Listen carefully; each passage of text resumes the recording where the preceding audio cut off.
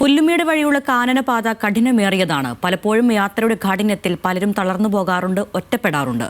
നടക്കാൻ പോലും കഴിയാത്തവരെ രാത്രി വൈകിയും സന്നിധാനത്തെത്തിക്കുന്നത് വനംവകുപ്പിന്റെ നേതൃത്വത്തിലാണ്. ഫയർഫോഴ്സും NDRFും അത്യാവശ്യ ഘട്ടങ്ങളിൽ ഇവർക്കൊപ്പം ചേരും.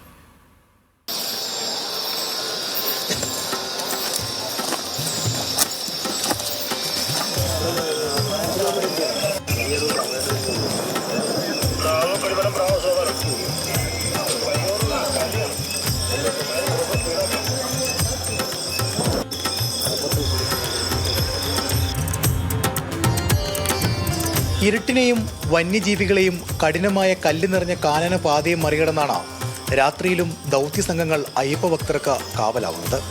പുല്ലുമേട് നിന്ന് സന്നിധാനത്തേക്കുള്ള അവസാന 5 കിലോമീറ്റർ ഏറെയും കുത്തനെ കല്ലുകൾ നിറഞ്ഞ ഇറക്കമാണ്.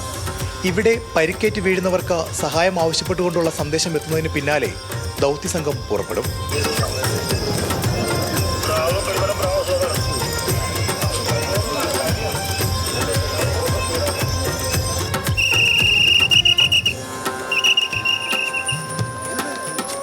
പുല്ലുമേടിൽ നിന്ന് തുടങ്ങി കഴുതക്കുഴിയിലെത്തിയതിനു ശേഷമുള്ള പോയിന്റുകളാണ് നമ്മൾ നോക്കുന്നത്.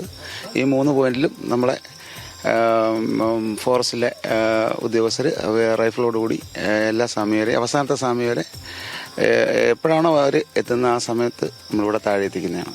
നമ്മൾ പോകുന്നത് ഫയർഫോഴ്സ്, NDRF, ദേവസ്വം ബോർഡിൻ്റെ സ്ട്രക്ചർ ടീം, അവർ തന്നെ ഒരു 2 ഭാഗമുണ്ട്.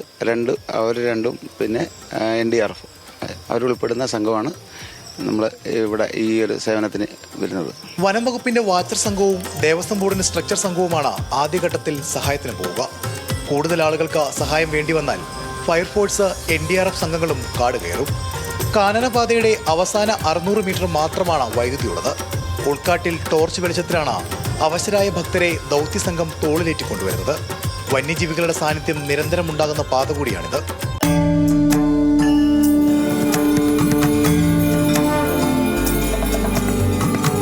ഇത് കഴിഞ്ഞ ദിവസം പാണ്ടിത്താവളത്തെത്തിയ ആനക്കൂട്ടമാണ്. ആനയുടെ സാന്നിധ്യമുള്ളതിനാൽ രാത്രി എത്ര വൈകിയാലും പുല്ലുമേട് താണ്ടിയ അവസാന ഭക്തനെ കൊണ്ട് മാത്രമേ വനം വകുപ്പ് ഉദ്യോഗസ്ഥർ കാടിറങ്ങൂ.